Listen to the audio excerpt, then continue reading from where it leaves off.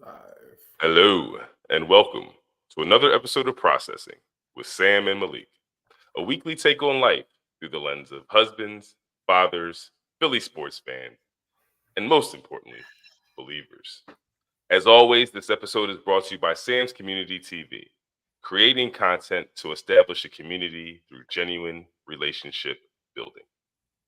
As all, Before we start, I just want to ask that you please make sure you hit the subscribe button and the notification button. The subscription button keeps you connected to our community, and the notification button will notify you anytime one of our episodes are airing. We would love for you to join us. And with that, I will be dropping the link to tonight's episode in the comment section. All we ask is that you cam up if you would like to join any topic that we are discussing tonight. So first and foremost, my friend, how are we doing this week, man? Man, we're dressed like it's a funeral. I don't feel like it's a funeral, but maybe I should be a little bit more aware of what's going on around me. I'm fine, man. We had a tough little league loss tonight, but despite the best efforts, here we are. It's Case of the Mondays. How about you? Here we are. That's fascinating because my attire was really sort of a last ditch effort. Didn't have that much thought either, and yet there is some symbolism there. And so I think with that, I'm willing to get into it. Here's what I will say. Spent this Sunday connecting with a few friends from back in the day, man, from high school. So that was pretty cool. So I caught the game with about 4 or 5 guys, and then right after the game, went to someone's house where there was another sort of small crew collected. So it just felt good. So Sunday, I just felt like, you know what I mean? So were you saying the Sixers ruined? Hopefully the Sixers didn't ruin your time in gathering. Hopefully that wasn't the case. Interestingly enough, it didn't ruin my time together. It was a bit of a thorn in the side. And so speaking of the thorn in the side that is our 76ers. They feel like the nail. Thorn might be an understatement, dog. It feels like the nail that was put into Jesus on the cross. Like that's how the Sixers are sometimes. Thorn ain't it. But let's get into it. So, I guess that was the perfect setup. So I said hopeful. And so Thorn ain't it. Well, what are we talking about? Sixers are down 3-1. Not only are we down 3-1, some would say we've only had one home game in this whole series. So what say you about as you look at what could be next for this team? I don't know if you're like me, but when our Philadelphia teams suffer a big, like the Phillies play 162, so I'm not talking about that. The Flyers play 82. The Sixers in the regular season play 82. So I don't really trip over that. Postseason is a different animal in basketball and with baseball and with the Eagles in general. I try to avoid, like I go on a full out like sports fast. They lose. I don't want to watch TV. I don't want to watch TV. I don't want to hear the radio. I don't want any of that. I don't want any of that because all I'm doing at that point in time is digesting just everybody's anger and when I've got my own to process. And what became clear in kind of my fast is they lack vision. Like it's so interesting. We've had the Sixers this weekend, right? Everybody was all up and hopeful. We lost game 2, came back and won game 3 fairly convincing. And then we dropped game 4. And meanwhile, that's going on. You got Howie Roseman out here killing it. One organization has vision, the other is completely without it. And I was thinking about this. I know we'll talk about the game, but I was thinking about this, right? So you got Howie Roseman or the Eagles leadership in general, just their leadership. Let's just use that, right? This offseason, they re-signed Devontae. So is that where are we starting? No, stay with the Sixers because we are down 1-3 because this organization lacks vision. That's what it is. Okay. That's what it is. So stay right there, right? I just have to juxtapose the two, though, right? Okay. You got the Eagles who had Devontae, AJ, Landon Dickerson. They they signed Bryce Huff, right? They did all of these moves. Jordan Mailata, all of these moves. Went out and got 2 brand new coordinators because they are committed to the vision. They're like, we got Jalen Hurts. We need to get him weapons. We need to protect him. We're going to do all of that, right? The Cowboys haven't re-signed CeeDee Lamb. Eagles re-signed both of their receivers and established the market before the bank was broken. You got Jamar Chase, who's going to make a ton of money. Justin Jefferson going to make a ton of money. Eagles saw that they had a vision, got all of that done before the other teams affected what they do. So that when they came into the draft, and we'll talk about that later, when they came into the draft, you really knew going into the first round, I think we talked about it, they had limited plans. They had a focus. We have a specific need. There is depth in this space. We're not worried about everything else. We have a vision. Let's talk about the Sixers vision for a second, right? Because my whole body feels like I got Bell's palsy, dog. Like, real quick, the process we had Drew Holiday, right? Who is, if we had Drew Holiday, we wouldn't be down 3-1, right? He was traded. You draft Ben Simmons, who immediately, when you say he's going to be your point guard, despite the fact that he never won a thing in LSU, but that was the consensus number one. We draft Markelle Fultz, who was out in the Pac-10. He was also a point guard, but we hope that he's going to fit alongside of him, right? Never won a thing. Joel Embiid, we get Joel Embiid. We got Jahlil Okafor. We got Nerlens Noel, right? We're just stockpiling pieces with no vision. Then this season, despite all the Ben Simmons and the James Harden, whatever the moves might have been, and I'm sorry for ranting, but when you look at it and you say, yo, you've got tough dudes on this team. You don't think KJ Martin gets a rebound? You don't think Marquise Morris gets a rebound? Or Marcus Morris, whichever Morris brother gets a rebound? And we couldn't do that at all, right? Because our vision was we're going to get a bunch of dudes who are going to just bomb it deep. Meanwhile, Tobias is terrified. Buddy Holiday. Wow, he feels like Buddy Holiday. Buddy Hield can't see anything. He can't even see himself on the court, right? And Nick Nurse, who proved to have vision during the regular season, doesn't look left or right at his bench, depending on where he's standing. And he can't see the fact that you've got dudes on there who can at least help you or should be able to spell you this deep in the season when you got Joel Embiid off of Bell's palsy, off of knee surgery, and playing 24 minutes in the second half. One organization has a vision, the other one doesn't. Yo, and I really could go on all day because this has been building. This has been building since Sunday. But these dudes, this is why I think I'm resigned, regardless of what's going to happen. The Sixers are, or who we thought they are, yo. They are mired in this space, and they're not going to move forward. Either this series, or I'm sure with this season, or next season, excuse me. They need to change.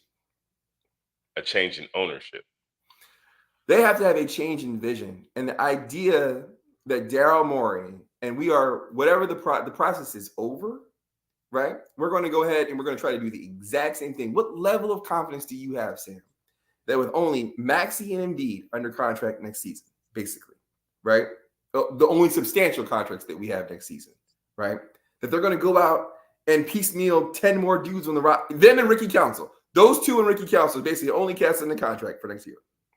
And no, when we have B-Ball Paul, because Danny made us sign him long term. And honestly, if we don't get to the second round, we won't even have to pay that extra. Maybe that's the plan. You know, it's like, hey, we didn't actually get to where we're going to get to. So, you know, B-Ball Paul is incentivized to get it done. Listen, let's start from the beginning. Sorry for that, Rand. I just had to get that because it just became super clear to me that they just lack vision. That one I have a harder time with in saying that the organization lacks vision when they went in so many different directions in terms of their head trusts. So they had very different plans and designs in terms of how they were going to build their team, depending on who was pulling the levers. Now, remember, you had the original Hinkie, which started the process. Yeah. Then you had the Collar Colangelo, which was a fiasco. Collar. Yeah. And try to just put professionals out here and say, no, this is how it's going to work. And then you had just sort of like, you know, the Brett Brown for a quick second. It was like the conglomerate, you know, it was like the group.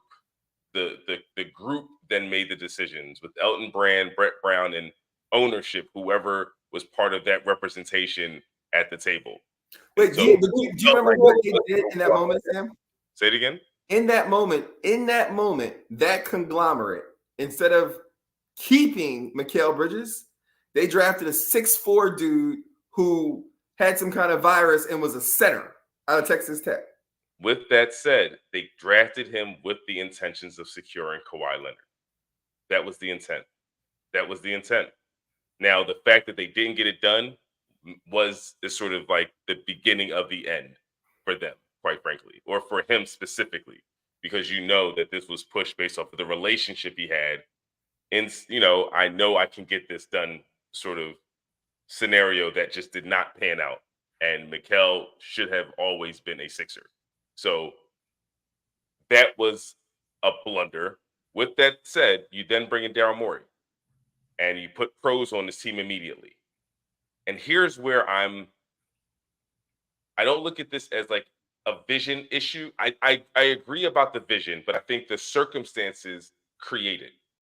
Not having Joel for such a crux of this season while you are in this sort of transition period in terms of long-term deals, this was the year to figure out how you're going to really build the team in the future, even in terms of utilizing that draft situation or trade option with Harden, right? Like all of it was part of this is where after 2 years, now I can design the team, Maxey and Embiid. I've tested out some types of pieces to see what fit. I think Kelly is probably someone they intended to bring back, probably still do. But Sam, how we had what is it, 40-some games on Embiid this season?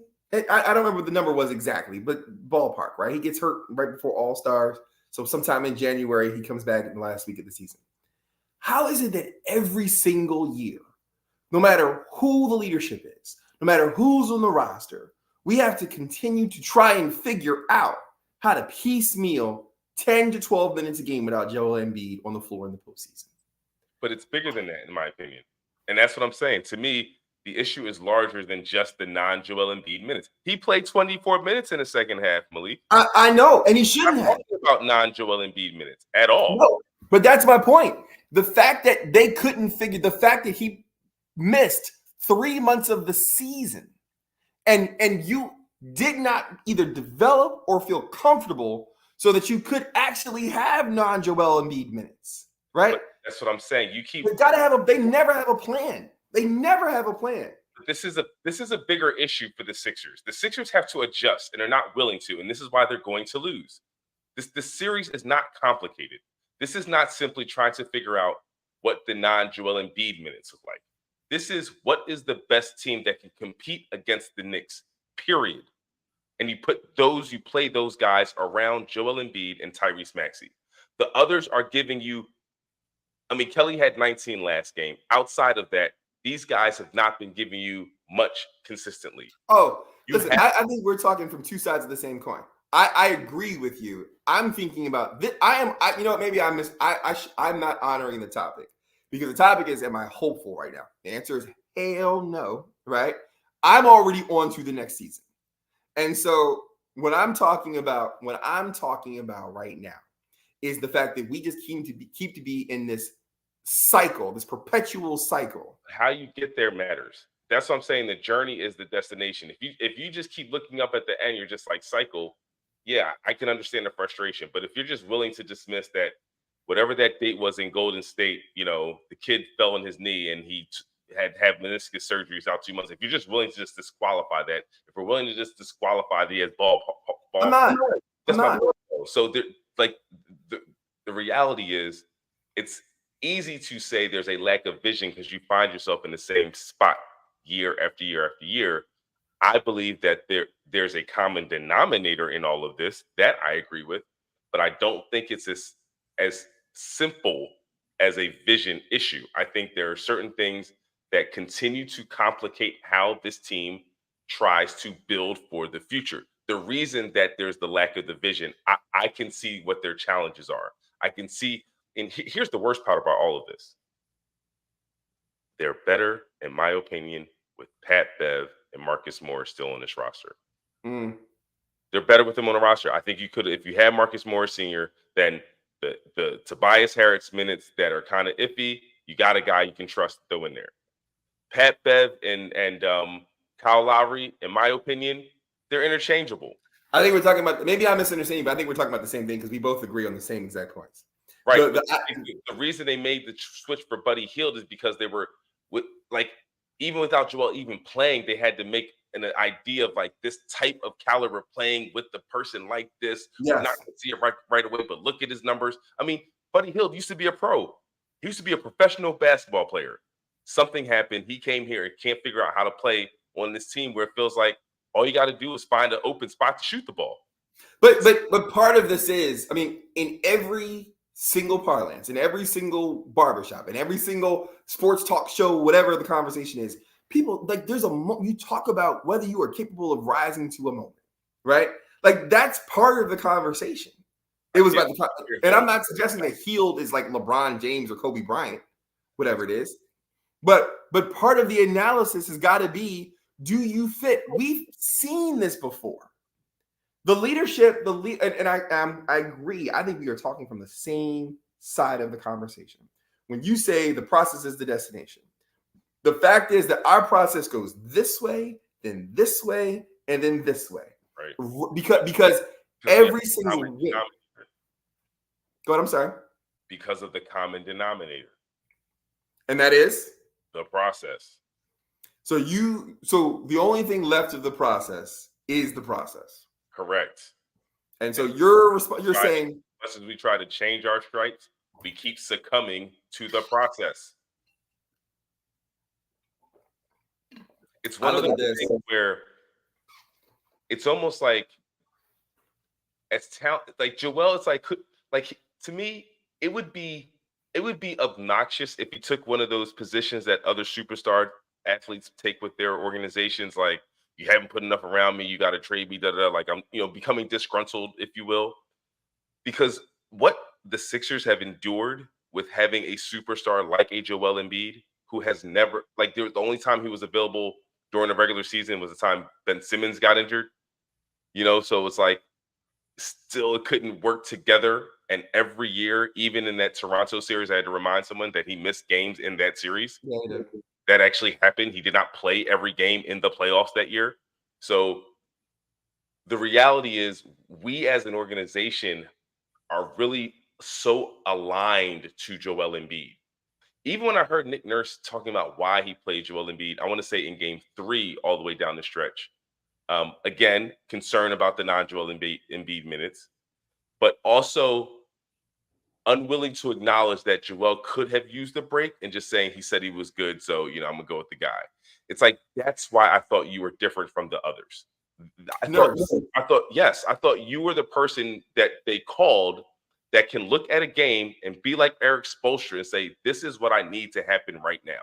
And I need guys that can do this right now. It's not an affront to anybody at all. It's just, if you can't do this, I need a guy to do this, and then I'll get you back in to do that. And the fact that you have a Ricky Council specifically on your bench, you played Tobias 34 minutes, he gave you 10 points. He was not a floor spacer. He was not an aggressive rebounder. He wasn't a defender because Jalen Brunson had 47. Ricky Council Jr. would have been a much better defender. He would have been a dog on the glass. If Tobias isn't hitting the open shot anyway, then at least give it to him, at least to attempt it. He'll at least shoot the ball to get there's a ball going up on the glass. Anything could happen, right? And I just think the fact that you're unwilling to go deeper in your roster, to use the tools where you're an idea. How about you pair Joel Embiid with a Paul Reed? You need rebounding. This game is so simple, Malik, to watch the second half of the game and then come to a sobering understanding by the time the fourth quarter came around that the New York Knicks were going to shoot the ball every possession until they made it or were fouled. The Sixers get one shot, either a make or miss. The Knicks will shoot until they make it and or foul. I was just like, this is preposterous. The fact that he did not consider putting different people on the court to stop what was happening right in front of him. This is his side of the basket where we are failing to rebound the basketball. He's watching it that closely and doesn't consider, I need guys that have a different level of juice to them, because it's more important that we limit them to one shot than to have a 44 average 3-point shooter versus a 42 average 3-point shooter or 38. That's who we are at this point, man. Like the Knicks are not this offensive juggernaut. The way you beat them is to limit their possessions. We're going to score. Our bigs, our heavies, we can still lean on our heavies. But to not even consider it, I just said, I blame this guy. I thought it was just an awful approach to what was there was no adjustment. I couldn't believe it that Nick Nurse was failing to recognize you need effort and energy and dog type players. Joel needs help on the glass. Who cares what they do offensively? You keep worrying about this spacing issue. We're not getting good shots anyway. So at least let's bank. Well, but that's exactly my point. Because if you listen, so you build this team. We built this team around Kyle Lowry, who was not getting any minutes in Miami, right? Had a cup of coffee in Charlotte, and he's starting for us. 33 minutes.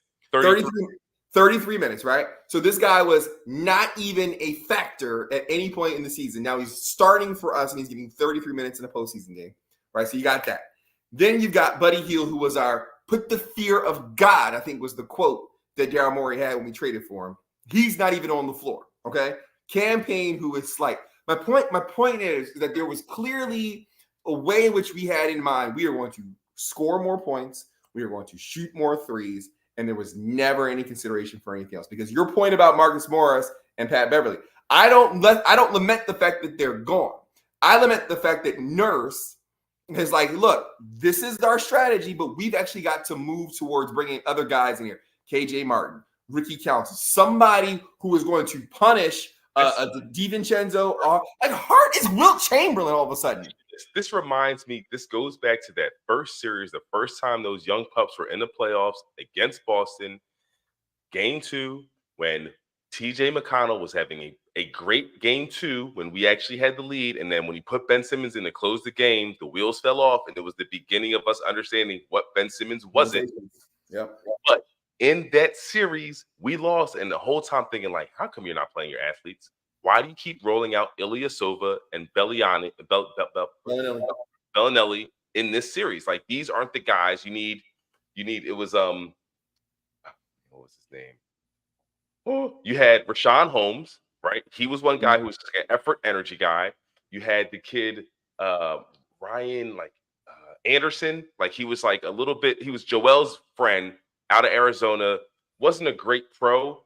Like definitely was more of an irritant type of player. But he would have been perfect to deal with the Marcus Smart because it was a young Marcus Smart, right? Like it was that team that you were up against. So again, you're still relying on your heavies, but you just need the different others looking at how this game is being played, because the athletes on Boston, you had Jalen and Jason both on that team, and they were just running through those guys.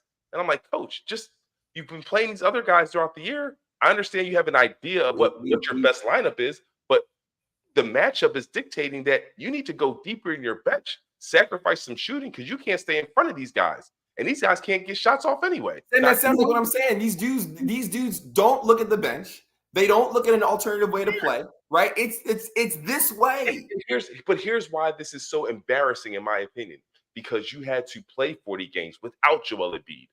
So it's not like you didn't get a good look. So as fans, we're like, we know you know who that player is. How are you not calling his number? Why are you riding or dying with these guys? They're not producing. You have others. You've benched some of these guys for long stretches. Yeah.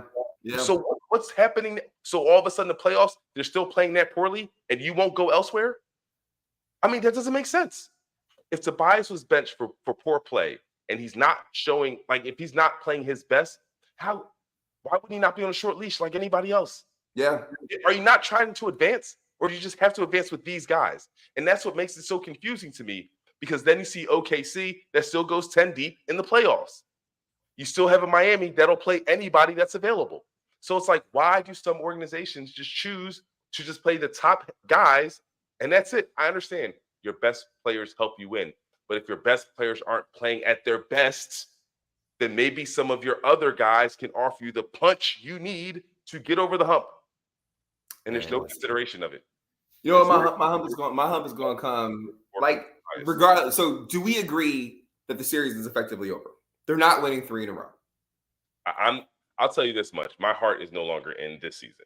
And every year I'm like, good luck getting me back next year, Sixers, and somehow they get me back in. But my heart was broken on Sunday. So, you got regardless, so you may not necessarily by some well, I don't miracle think they're going to beat the Knicks. Because my whole thing, like, I would give them kudos. Listen, to me, a successful season for them was beating the Knicks. Yeah. Because I thought that, like, it would show me who you are. And what you showed me is who you are. And in showing me who you are, you broke my heart. But I also blame the coach, because this is why this is a bit of a conundrum.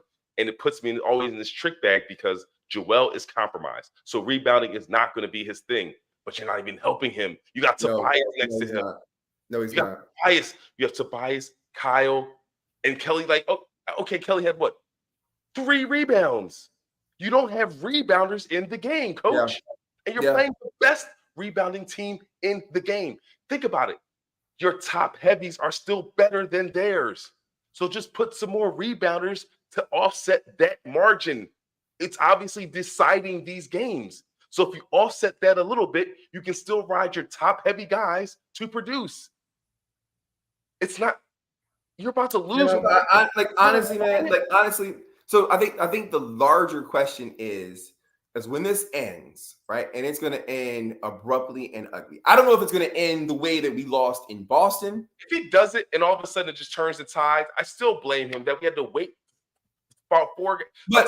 But like, our roster is better than theirs. If you pull the right levers, it's possible. So that's why it's like my heart's not in it. But it's still. We're saying that, and there's no lever. There's no working lever. There's no evidence of a working lever. Right. We're saying that it's like, well, if all of a sudden Tobias campaign was the one, they only had money for the campaign coin. They had one coin. There's no lever. Like, we keep acting like, listen, you're watching a team just punish you on the glass and you won't put effort guys in. It's crazy to me. Listen, this is all they're trying to do. This is not a shooting contest. What are you talking about? The Knicks don't shoot. But dude, Bogdanovich is done. The Knicks don't have shooters. Yo, how many times did we run a double at Jalen Brunson, by the way? The Knicks don't have shooters. Play ball. Rebound. So if you don't have shooters, give it to Joel and Embiid. Give it to Joel and Maxey to take shots every possession. You guys defend and rebound. Sam, this is the problem. Sam, this is the problem with that. This is the problem with that. Because in the fourth quarter, Joel Embiid was so tired, he was basically standing at the logo because he had been playing the entire second half. He's playing with shooters the entire game, Malik. That's my point. He has no dogs on the court with him. Listen. Regardless, he was spent. No, he's spent. He's spent. There's a reason for it. If you Sam, put a different person, Sam, hold on. To do less. If you ask him to do less. Sam, hold on. Sam, we can talk about Joel Embiid in any number of ways. He's a brand new citizen. He's a father. He's an Olympian. He's an all-star. He's an MVP. What we're not going to sit here and say is that Joel Embiid has ever been mistaken for being somebody that's routinely in shape, right? We're not going to sit here and say that. I don't care who's on the floor with that dude, right? Joel Embiid has never run a half marathon. Listen, on record, I'm going to stop him and say, before Joel Embiid was injured this year, there was nothing about his conditioning that looked off to anybody. That dude could do what he wanted whenever he wanted. He would give 30 points in 22 minutes. That's fair. That's not where we are. Condition. But that's not where we are right now. And where we are right now is where has he ever? Huh? You said where has he ever? No. Ever. Wait, hold on, Sam. Pause. You know, in past postseasons, Joel Embiid has not been somebody who's run up and down the floor. Right? This season, the beginning of this season, maybe. But there have been past seasons where he has looked dragged and tired. I don't want to indict him for past years. I think we got enough evidence in this past season right now to talk about it. My point is, he was sharp, and then something critical happened, and he's playing his way off of that. But I acknowledge that. Sharp. Joel Embiid is not my top 5 problem. What I'm saying is that he is not in great shape right now, whether it be because he's coming off of his injury, because of condition. It's not. I'm not being critical. I'm just stating a fact. I agree. So your point is to take him off the court, right, Malik?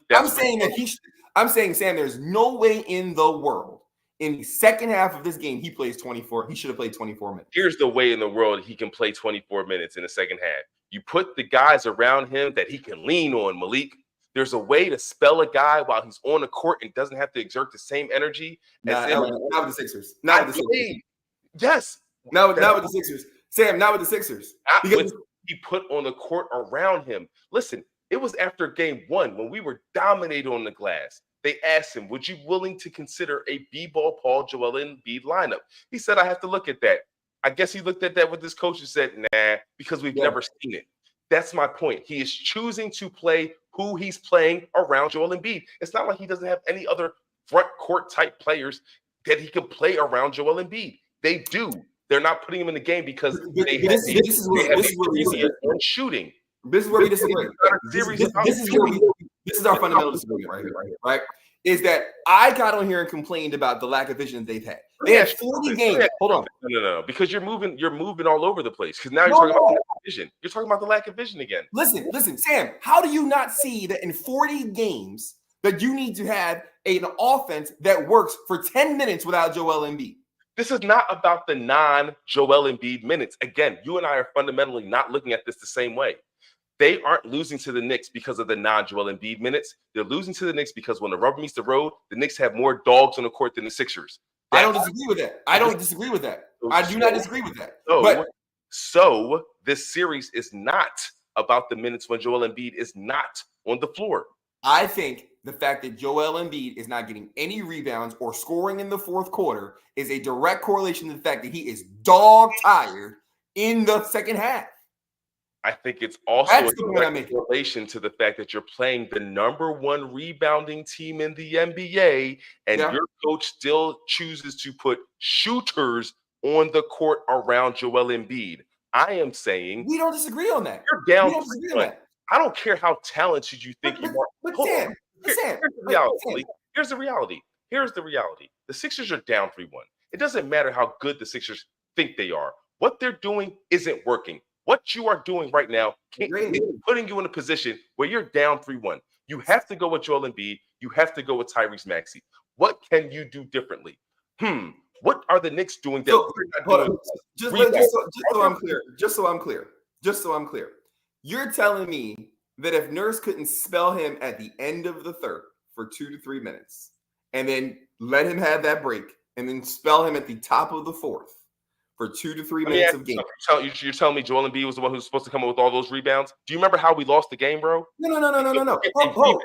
Hold up. Pause. I'm not disagreeing with you. No, this is not about Joel Embiid being more fresh. The balls are bouncing over Joel. The point is this dude is standing at the 3-point line, Sam. The Knicks shot the ball until they scored. Any team that can shoot. There's fundamental conversations here. You're not grasping. A team that can shoot until they score or are fouled will beat a team that is skilled and is only getting 1 shot attempt. I think I grasped the point. What I'm trying to say, if your guy was the magician Joel Embiid, and let's say he was on his tippy top A-ish game and he was shooting 65% from the field every time he missed and they rebound and they went down and they would shoot to completion in terms of points on the board, guess who wins at the end of that? The team that continues to get the rebound. That's all I'm saying. Right. You don't think that Joel Embiid is more active, is a bigger threat offensively and on the glass if he has a little bit of legs? Joel Embiid is not Superman. I'm saying even. I'm not saying you're. There's not an absolute here. It is. I'm saying if you are tired. Hold on, Sam. Let me make the point. Joel Embiid secured 2 more rebounds down the stretch. It doesn't negate the fact that every ball that the Knicks shot that bounced outside of the paint, that the Sixers were just like the group that the Sixers. If you watched that game, there was no movement towards the basketball. They aren't wired that way. He is part of that. Is my point. He is part of that. I agree. That's why we just don't listen. I can't believe you're going to sit and really try to convince me that if Joel Embiid, if we were able to find 4 minutes of game time in the second half, if we were able to find 4 minutes in which he is fresher, coming off of a meniscus surgery, right? That he's still trying to get his legs back, and he plays he is not more effective. He's not more effective. I'm saying we still lose the game. That's Maybe my we point. do, but wait, time out. Maybe we do. Why do you play the game, Malik? You play to win the game, right? But hold up, but Sam, No. that's not Sam. What we know is that he was ineffective when you played 24 minutes. Didn't I just say? Wait a minute, because here's the thing. I just walked you down a scenario where Joel Embiid shot 65%. And he was the magician that we thought he was. That's the same guy that you're saying is fresh, that has the extra 4 minutes, right? I'm saying No, that guy. no, Sam, he played the full. Sam, what did he do in the fourth quarter of the game? The person I am describing who is shooting the 65%, the magician that is Joel Embiid. The analogy I gave, I said, if Joel Embiid is the magician that we say he is and think he is, and he's shooting a whopping 65%, I can still assure you. Sam, I don't need magic. We saw the game. I'm saying he wasn't that. The point is, I'm saying that the 4 minutes you're referring to gets Joel closer to the magic guy I'm describing, and you still lose the game because that's not why the game was lost. That is my point. The game wasn't lost because you didn't have a fresh Joel Embiid. The game was lost because Joel does not have dogs around him. A fresh Joel Embiid will be punching. I am not disagreeing with the fact. Right. So the coach now is what I'm talking about. He has to pull levers to put the dog. That's what I'm saying. It's like we don't have a chance to beat the Knicks if we're playing these guys against the Knicks. That is only my point. I'm saying we don't even know because they're unwilling to see if you put dog against dog and you still had your two heavies against their one heavy that is Jalen, see what happens. They're unwilling to adjust even though they are down 3-1. They're not up. That's not so you're saying their strategy's poor. It's horrendous. And the fact that Nick Nurse is in charge of this and he's not willing to adjust and see that this is a game of will, not skill. Yeah, we are making the same point, Sam, because you said no, we're not, because you're saying rest Joel Embiid 4 more minutes. I'm saying that doesn't matter. No. You're putting this in an absolute. And I am not doing it. You're focused on the wrong thing. I am not, Sam. You're missing it. You're missing it, Sam. And as much as I love you, you are not seeing what I'm saying. About Joel Embiid getting a rest. I am not, Sam. This was part of a larger conversation about the whole vision here, right? And that is a piece of it. They never planned for any minutes. They never planned for a change in strategy. They went ahead and traded all. See, this is the nonsense I keep hearing. This is the nonsense. It's like planning for non-LeBron minutes. You don't plan for non-Luka minutes. There are certain persons you can't plan for their non-minutes. Wait a minute. Wait, absolutely you do. No, you cannot. What is a plan? Who replaces Joel Embiid exactly? What does that look like? Since we've never seen it in his whole tenure here, tell me what non-Joel Embiid minutes would look like. That's the problem, Sam. Because you can't replace Joel Embiid. It's not a like for like. It is I'm trying to survive 5 to 10 minutes.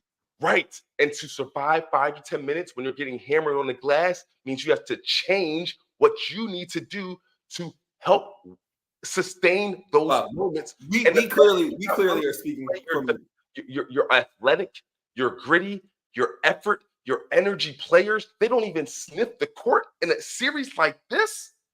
Are you serious? Why did we Malik, didn't we have a conversation about the signing of Ricky Council? Yeah, I'm a big fan of it. About why we thought it was important they do it so that he's available in the postseason? Absolutely. What are we talking about? Tobias looks gas. He's giving you nothing. Putting a player who's more athletic, who's younger, who can stay in front of Jalen, can can rebound. He's the same height as Josh Hart. Josh Hart his rebounding went up. Yeah, he was at 14 and a half last time. We don't disagree on that at all. Come on, we don't disagree on that at all. So to me, I don't care what Joel is or isn't doing. This game comes down to the others. And I agree with you in terms of the overall lack of understanding of it hurts. It hurts because I know that there are organizations that will do it. And for some reason, we're just stuck on like the old school way of thinking of how to win games at a professional level. You play your best guys, and the best guys are determined by who you paid. Because again, we benched Tobias for portions of the season. And yet he played 34 minutes. He played the entire fourth. I couldn't believe what I was seeing. I mean, Nurse has played he's close with Lowry, Maxey, Batum, and Oubre, and then Embiid. So he's been willing. This past game 4 was not it. Game 4 was definitely not that occasion. But Malik, you're watching a game 4 where they get 3 or 4 offensive rebounds in front of you. You see, you're locked. If you're not watching the effort of your players while this is happening, then shame on you. What exactly are you looking at and detailing in the moments when these offensive rebounds are being secured? Are you just surprised like the fans are surprised? Or are you somehow drawing, even when the ball hits, the way Josh Hart makes a beeline to where the ball is going to go? Like, that's like, he's so in tune with the game. The Sixers are just like, because they're gassed, because the Knicks have just been punishing them all game. They need energy. They need life. You have lifeless players on the court, and you can't see that. And you're unwilling to just help them out. Give them a break, man. I agree. Listen, we agree. We agree on this. We agree. Unbelievable. I'm like, Nick Nurse, you are not who I thought you were, bro. We agree. We agree. So surprising, especially after watching what Ricky Council did against the Spurs. This is so surprising to me. You put him in at the crunch under 4 minutes of that game, or under 5 minutes of that game. You put him in for the first time right off the bench, and he made plays down the stretch. And you're unwilling at any point in that fourth quarter to say, man, you know what? Let me just give Tobias 2 minutes. Yeah. Yeah. What are you afraid that Ricky Council is going to show out in the 2 minutes? He can't do worse. So Completely agree. Unreal, man. And again, the reason I say it's like, if there's a possibility of him adjusting, and if he does it, it's still shame on you that you let a home game get squandered because your reluctance to do something that just seems so obvious. This is the other part is this though, is that we are assuming by substituting in a Council or a KJ or someone else for that matter, that they're not going to shrink in the moment, right? We don't know. He may know something we don't. We've not seen him give a chance to those guys at all, right? But what we do know is when he gave Cam we talked up our boy Campaign. What happened when he gave Campaign a chance? How come we were right? No. Campaign's a vet. He's been in the league a little bit. He's had some success. So I get it. I'm glad that he did. But I think that you can't go continuing down this road. You just can't. Right? You were down 3-1, right? See, this is the whole conversation that seems so baffling to me. We're losing. And we're losing the same way. We're not losing differently. The end of it ends differently, but the crux of our losses are due to the fact that they punish us on the glass and they get more shot attempts because they're not a good shooting team. They're bullies. So they just are bullying us to get more attempts at shots because we are skilled and we'll knock it down and we look all pretty and fancy. And Maxey, when he flies through, is all And when the Knicks, they just grind it and grit it to the rim over and over again until they finally get a conversion. I completely recognize that. So since we have guys that can bang with them, and you still got your top heavy guys, put them in the game to offset some of that. I don't know that I'd be curious to see, but I don't know that we have the dogs at this point in time. The dogs who have enough skill to go. Like, we don't have a guard who's going to go get 14.5 rebounds in 2 games or whatever. Josh Council would absolutely do that. Hey, listen, if you play Ricky Council 40 minutes of basketball, I don't know that we play Ricky Council 40 minutes of basketball. I'm saying if you did. Listen, you Sam, I have been advocating that early in the season we had to have a plan.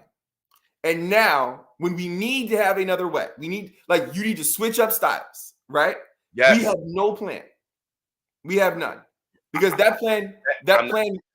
I'm not disagreeing with you. But that plan would have entailed. I didn't know we didn't have a plan. I thought signing Ricky Council was a plan. We had no plan. But that's my point. I thought the signing of Ricky Council was a signal that we are going to use this piece in the playoffs. Man, look. But doesn't that make sense? But just think about it from a fan perspective. You didn't have to sign him. Oh, I know. But this is the whole crux. Like, signing him when we signed him is the fact that you could use him now. This is the entire crux of what I'm saying. The entire crux is that we had 40 games to come up with a plan.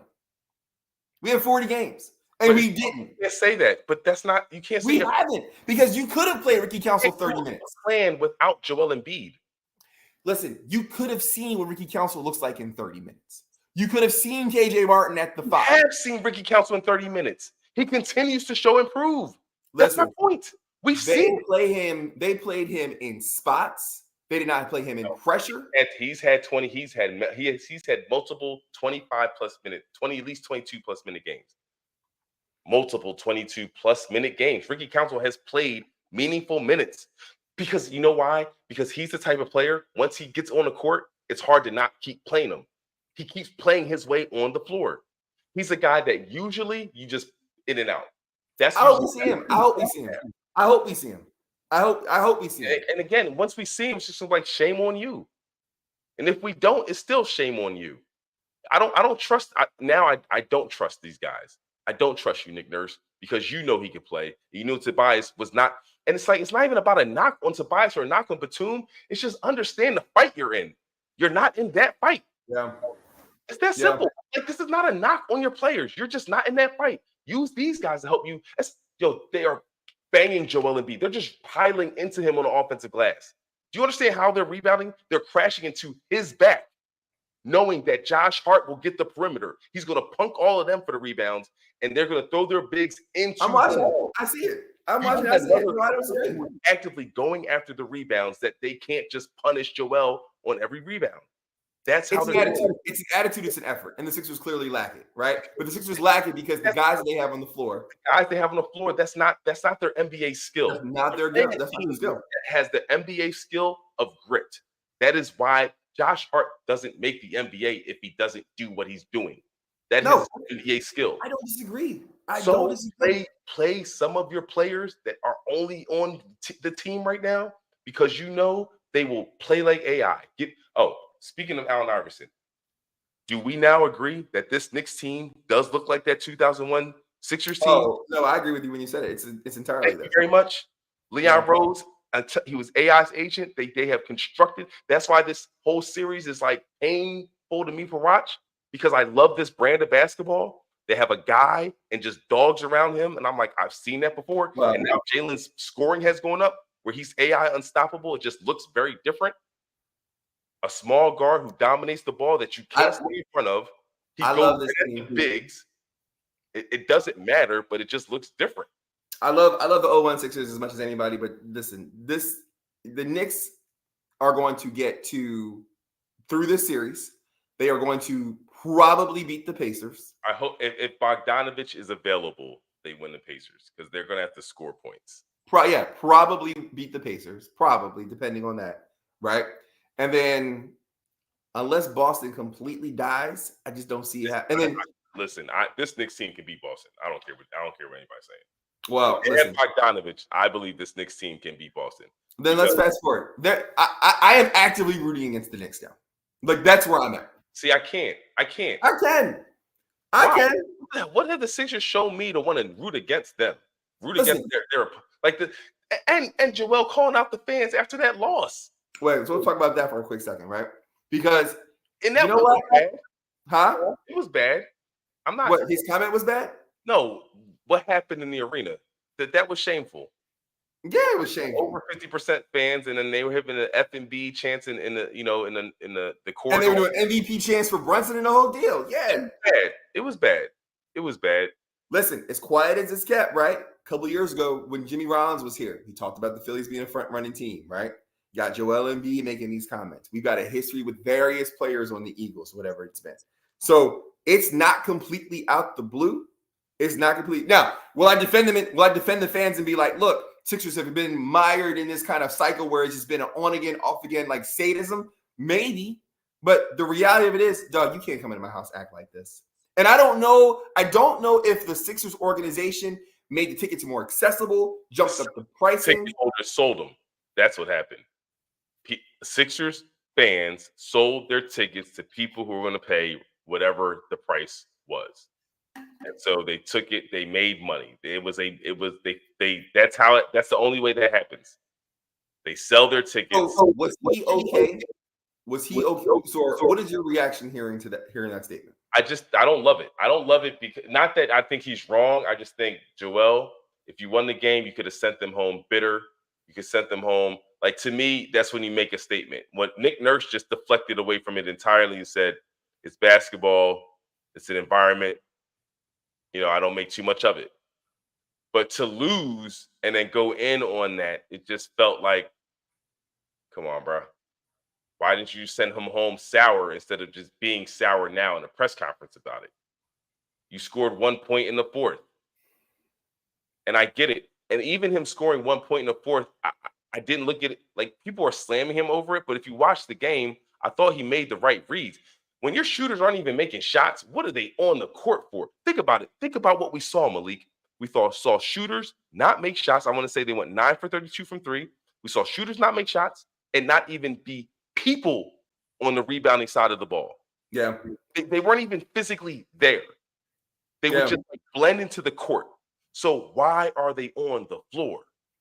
Well, look, we beat that one into the ground. Regarding Embiid's comments, I didn't love it, but you know what? Listen. It was different for Philadelphia. I gotta admit, it was different. It was one embarrassing, right? It was one embarrassing. Like that's straight up what it is.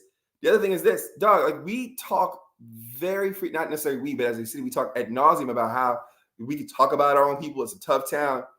Don't get sensitive. You heard the TV, what it is. You heard what that crowd is. Like he called it out. He said it's the truth. And I don't know the context of the question that was asked of him. I feel you're right. I think but like if you get asked about an environment, right? What's he gonna like? He's within his right to say it's the truth. We all heard it. It was embarrassing. It was embarrassing because we haven't heard that in any other playoff city. No. But no, here's why it's embarrassing.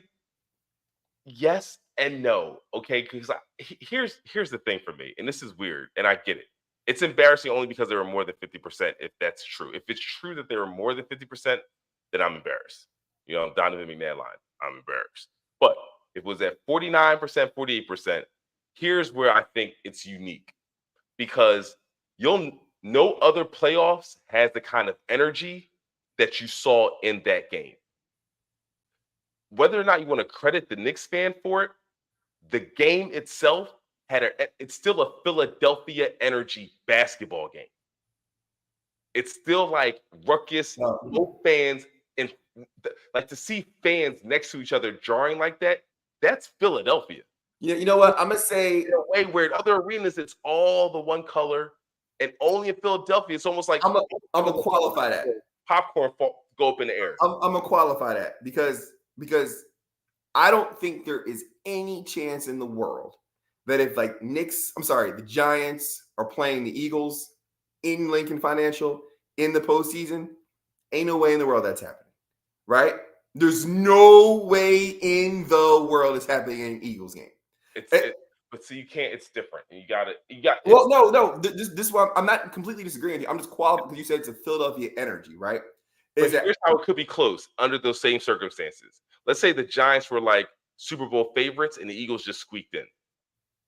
Under those circumstances, I can see that happening. I think there's a different energy for the Eagles and the Sixers. I do, and I've been now under those circumstances. I could see. Well, hold up. I'm gonna say this because you know living where I live at now, right? And every game I go to is a road Eagles game now, right? I have not been to a home Eagles game in quite some time. Every single game, whether it be in New Orleans, whether it be here in Houston, whether it be in Miami, I've gone to those road games whenever the Eagles travel. We absolutely love taking that place over. Tailgating, there's huge sections on the ground level of the first bowl or whatever it is in the Rocket Stadium. We do the exact same thing there. Yeah, right? As true as that is, listen, I'm not talking about taking over other arenas. We do that. We are known for that. All I'm saying is always hold home court. And I will even call the Eagles out because that San Francisco 49ers game, there was a whole lot of red and gold in it. As you like, people who were at the game were like, the 49ers showed up to that game. The fans were in the arena. And if you remember in that game, even in that game, however, when the Eagles jumped up early, they should have been up 2 touchdowns early, right? It didn't sound nowhere like it did. That's the thing. If we're winning the game on Sunday, the Knicks fans are quiet. They're not going. They're only doing what they're doing because they're in the game. Look, the first quarter we jumped up 10. It was quiet. Sam, My point is that there is a different. I don't think we disagreeing that there's a different energy given to Sixers versus Eagles fans. I'm saying that there's a way to quiet a fan base. Point blank. Period. It doesn't matter. Fine, yeah, you win the game. Fine, you win the game. I'm asking you a separate question. Are you disagreeing with me that there is a different energy for Eagles versus Sixers fans? I don't disagree. Yeah, win the game, shut them up, go dunk on them, hit a home run, whatever. Yeah, I agree with that. Fine. I'm asking you a question. The answer is yes, and it is due to the vision. It's because one franchise has always been committed to the standard, and the other franchise has been willing to tear it up and look at a new way of going about it. And so it's fans that have to be willing to go with tearing up the old play and saying, okay, whatever your model is this year, I'm in again, even without, or you know exactly what the standard is. This is how they're going to go about their business. They hit the mark. It's a measurable mark that you can see. Speaking of which, let's make this one nice and clean. It's a measurable mark that you can see. And they continue to do it over and over and over again. So, yes, I think you will always create a different level of fandom around something that is a standard versus something that, because again, the Sixers used to be. And here's the here's the weird part about this conversation. You and I both acknowledge this is 12 weeks in. I remember the tapes. Now I'm replaying episodes in my head. Sure. The best version of the Sixers in your lifetime is right now. Yeah. The Joel Embiid years. Yeah. The Joel Embiid era is the best ever of Sixers basketball in our lifetime. Because Allen Iverson, that window was much smaller. 100% right. The championship that was around our birth in the 80s, 83. So that I was born in 1982. We already had so that is the point. So the Sixers are arguably are holding the highest standard that the franchise has held outside of the peak of a championship. Absolutely right. Right? In terms of, so this is like the LeBron versus Magic conversation, right? Because I think Magic Mike had a peak, but LeBron has the longevity that kind of. I don't know where you fall in that conversation. Not to deviate. Right, I don't either. So, point being is this: even with that being true, with Joel Embiid's era being the arguably the best era in the last 20 years, and even maybe 30 years. Sure. Yeah. In terms of number of playoff appearances, playoff victories, etc. In that duration, like you can measure this. This is not something that is about opinion at all.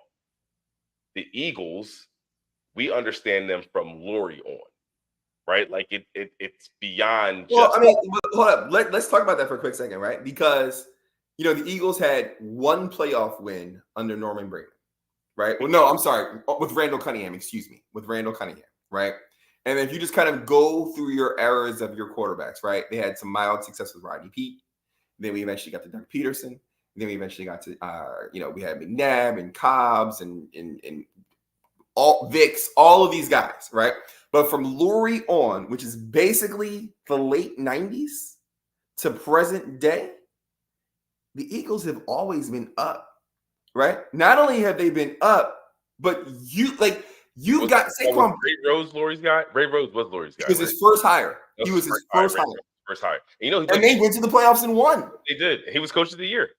They destroyed Lomas Brown. That was Detroit, right? So ever since, and Jeffrey Lurie, regardless of the coach, we talk about Jalen Hurts saying the standard is the standard.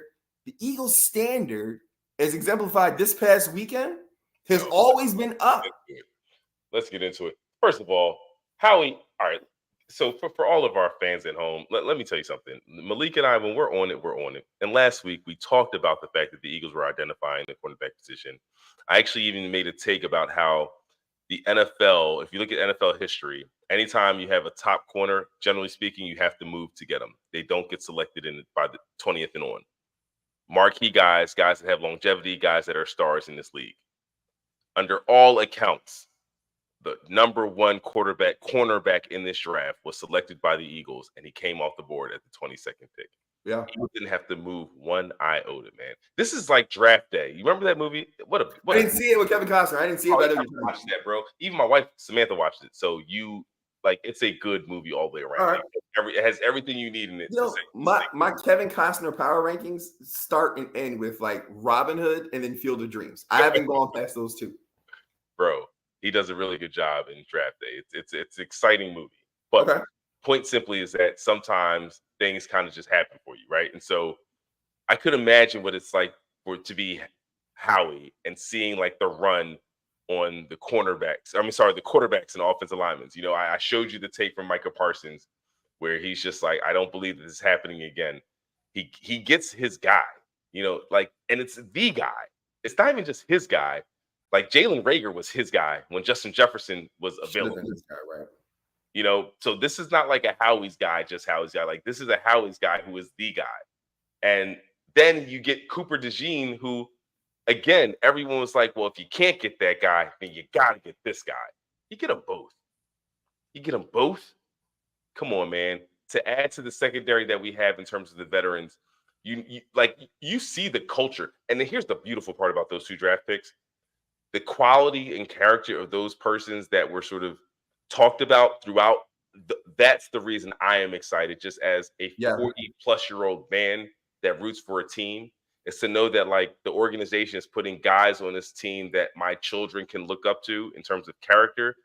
I didn't think that way before, but now it's like I do have a lens where it matters a bit, or I acknowledge it when I see it. Put it that way. So whether it matters, I acknowledge it when I see it. You're not buying like for nephews, nieces, or for your kids like a Ray Caruth jersey, or no Ray, like you're not on these streets. Or like, like listen, no, I feel you on that. Can I say that? I'm not even sure I can say that, but I agree with your point. And we don't know what forget out. You know, you're going to see everybody pontificating after the draft about grades and how well they did, and so we don't really know, to be honest with you, right? Like I was excited when Jordan Davis came out because I thought Jordan Davis was fantastic. He has not been that guy, right? So we don't know what the end result was going to be on paper, however, based on the fact that he didn't have to move and lose assets, based on the fact that he got two dudes who were a consensus top first round, both were first round picks by all measures. You got them in 22 and 40, okay? And they were positions of need, and they were considered among, whether it was the corner from Alabama, within that group, you got a bunch of dudes who were viewed as top prospects who were able to come in and contribute right away. The Eagles somehow were able to, and this is the part that I keep going back to it. This was the vision. The Eagles somehow were able to extend their championship window and still be able to compete for a championship at the exact same time. Man. It's and that's why other teams are envious of the Eagles, because usually you have to take a step back to take a step forward. And it's like, how come the Eagles take a step forward and not lose place at all, even though they have to make an adjustment? Sam, could you imagine being a Dallas fan? And I'm not even throwing shade at Dallas, right? Let's be honest. We took a step back last year. So like last year was not a clean year for the Eagles. As talented as we thought we were, something wasn't right. Now, but hold on. Okay. But let me throw this at you. Could you imagine being a Cowboy, irrespective of how you feel about the Cowboys? Imagine you have done pretty much nothing in free agency.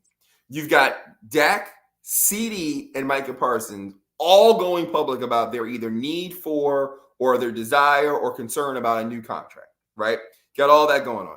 You've had multiple players who've left your team in free agency. You might bring back Ezekiel Elliott, right? They did sign him, didn't they? All right, so you basically went back out and bought the used car that you didn't want anymore, right? You brought that one back with more miles.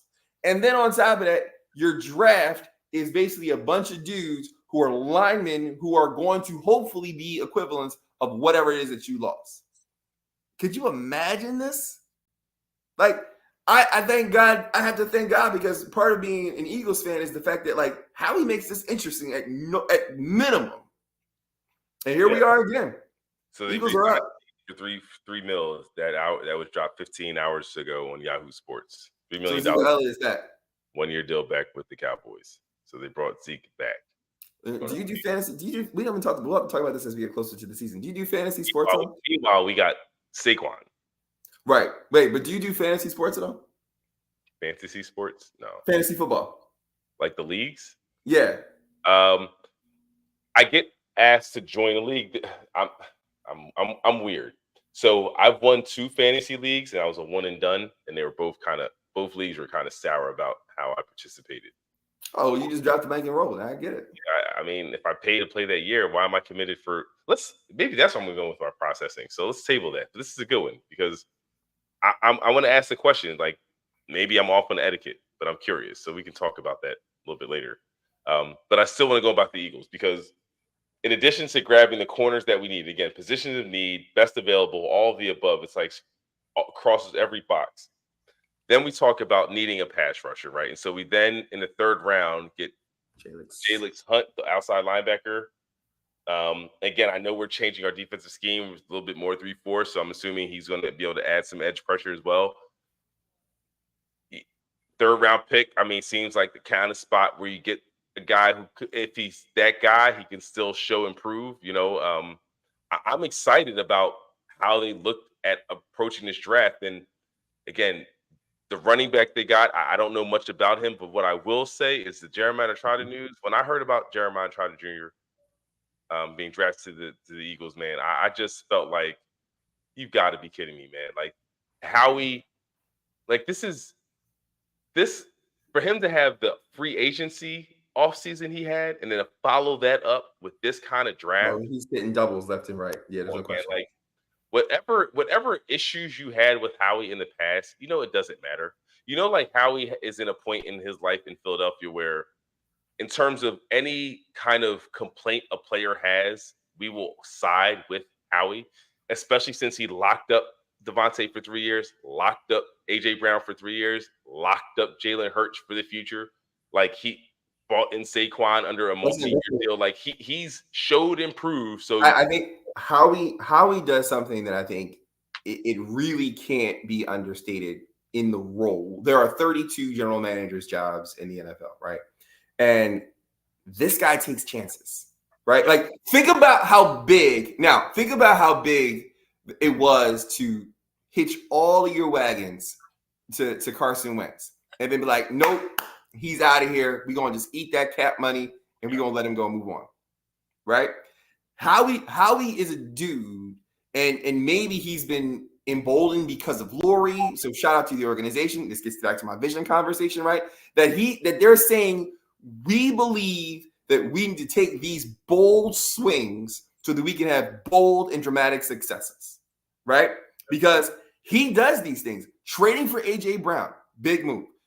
Landon Dickerson was a dude who was on one leg, right? We just locked him up and he's an all-pro, okay? You go get a running back when the whole world is saying don't spend money on running backs. Also re-signed Mailata this year, right? Re-signed Mailata. He was in the Australian, foreign abroad exchange. He wasn't playing football.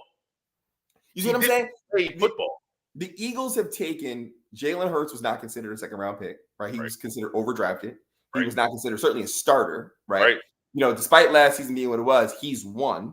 Okay, we'll see what he looks like. We got him because nobody was looking at him there. Right, exactly. They, like I said, Saquon Barkley. Every market says we're not going to go get a running back. If Saquon Barkley performs in this environment with this line and this supporting cast and what we believe these coaches are capable of doing, we got somebody who's on par with Christian McCaffrey, right? Like that's an upgrade. So you're telling me a lineup with Christian McCaffrey type in Saquon, not I don't say improve because you lose Jason Kelce, it's not going to be improved. A emerging offensive line, a capable offense. That's even a better word. And then you got a happy AJ Brown and a happy Devontae. Well, I'm calling him out specifically because I believe that with the whole following Tom Brady or liking Tom Brady on Twitter, changing your profile picture. Talking about AJ. I'm talking about AJ, right? There was a chance for there to be issue or drama there. How do we put that to bed? That's fair. I mean, I thank you because we are, a podcast and we're doing this for the people, that you are addressing the conspiracy theories. Personally, I do not think there was anything there. So AJ, right? I hear you, brother. I think that people choose to read what they want to read into it. However, to Malik's point, for those who believe there was something there, case closed. Resolved. And I like it. Listen, AJ Brown is one of the what? In any way in which you count, he's AJ Brown understands what time it is. He sees who he got around. He knows what dogs look like. He understands that this team is built and loaded and they ready to work. And they are workers because Jalen's a worker. Yeah. These aren't fly guys. You know what I'm saying? Like this is the gridiron game. And you know what? There was a statement that was made. There was a statement that was made talking about workers. Jalen said something shortly after Kelsey retired, and it didn't get a whole lot of conversation. He acknowledged the fact that his leadership needs to grow and be different. And now, and I'm not saying that Jason Kelsey stifled him, but I'm saying there was probably a reverence or deference to someone who's a Hall of Famer, who was as vocal and big a personality as he is. I love that. And so I believe Jalen Hurts, whether he's going to be the rah-rah, natural born leader, right? Like, I don't know if he's going to be the rah-rah dude, but I believe he will lead. Yeah, what a great take, man. I'm gonna have to cue this up as well because it was almost puzzling sometimes that he was so like nonchalant and just like non-responsive to things happening in real time. It would just like almost just do what was in his person to do, and that was his demonstration to others to follow. Right. And maybe it's because in the huddle we did see Jason Kelsey as the guy who was just like, all right, you know, we saw him hopping around, blah, blah, blah, blah. And then Jalen would just perform. Like in those moments, he knew I had to perform better. And that's how I know these guys will trust me. But I'm not going to usurp Jason's and his role in galvanizing the group because they understand his voice. His voice is still here. And I think Jalen reads the room enough to know, because to me, Jalen comes across as a man's man. So it's like he knows that the keys weren't passed there. Like those keys were not passed to him. And he's not the type of person to just take them from a person like a Jason Kelsey. Right. But hold on, let me pause you there because and I'm gonna add to what you're saying. Okay. Because a man's man is comfortable in his own skin. There it is. And so I don't need to find validation in someone else. In fact, it diminishes from me, even if people see who I am. But if I get out of line to show that I'm ready, you're showing that you're not ready. That you're not ready. I agree completely. I think Jalen played it the way he has been raised to play it. His father has been a coach. He did what was in his power, in his leadership capacity to do in terms of the team. Yeah. On the sideline, as from fans' perspective, we wanted to see more. Yeah. But he knew that was Jason Kelsey's team. Yeah. Jason Kelsey was the mouthpiece of this team. The camera found him. He was the mummer. Like he was the. Come on now. He was Philadelphia. You had Philadelphia on the Eagles. Yeah. So you would defer to Philadelphia because he's playing on the Eagles. So I'm excited in all of the changes that he made. It's now Jalen's team and all these young boys coming up. Not only did his peers recognize and see who he was, because you remember, regardless of all this like running and how the NFL looked at his skill set, when you go to Alabama, you're a dude. You're a dude. Saban only gets dudes. So he went to Alabama. And then when he goes to Oklahoma, he shows he can actually throw that thing. He was a dude too. Yeah, so I listen. I'm excited. He is now, to me, this is the year where he becomes Peyton Manning, the sheriff of the NBA. Not the most talented, but the most consistent. It's a strong statement. This is where he becomes the sheriff of the NBA.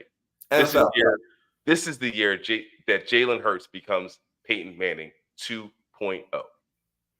Listen, I would just settle right now with, I'm trying to think of who is somewhere. Like, can I get like a Matthew Stafford? He's won a Super Bowl. Peyton Manning. Listen, I don't want to put that there on him. That's who he is. I think I'm not going to shy away from it, brother. I like Peyton Manning. I'm not a huge fan of the Manning test. The league will defer to him. He's going to do it the right way because it's in him to do it a certain kind of way. There's going to be a personality about him that's going to start to surface through. Peyton Manning wasn't the funniest of guys at first. And then you realize, like, whoa, this dude's pretty charismatic. Where did this come from? Like, he's really funny. Like, all of a sudden, it's like he's a star. Jalen Hurts is going to have that same kind of, but he's always going to keep the main thing first. Similar to Michael Jordan. Michael Jordan in The Last Dance showed you. He told you, listen, if I wasn't giving you 50, 30 points a game, none of this stuff matters. So he knew he had to conquer that first before he could even think about something. I do have a high level of confidence. I do have a high level of confidence in seeing that everywhere Jalen Hurts has seemingly had a setback, that he is going forward. I like the fact that the Eagles, to kind of get back to the point, I think the Eagles in going out and getting Kellen Moore, go out and get Vic Fangio, the fact that clearly there's a conversation. There's absolutely a conversation that's happening, right?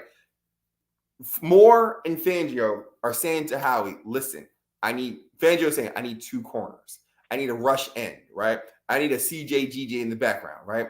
I need to figure out what we're going to do with this linebacker spot because I'm 100% certain that the discussion's got to be this won't work if we don't have these pieces, right? Which is why then you allow Jalen, not that Jalen wouldn't have grown, but he's going to grow without the distractions because Howie is like, hey, Kellen Moore, do we need A.J. Brown? Absolutely. Let's get him comfortable.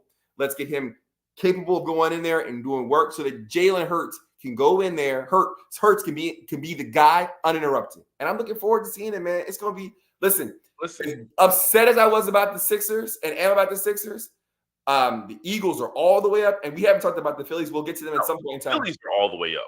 Their Phillies are up too. They're down right now, which is killing me. But are they down right now?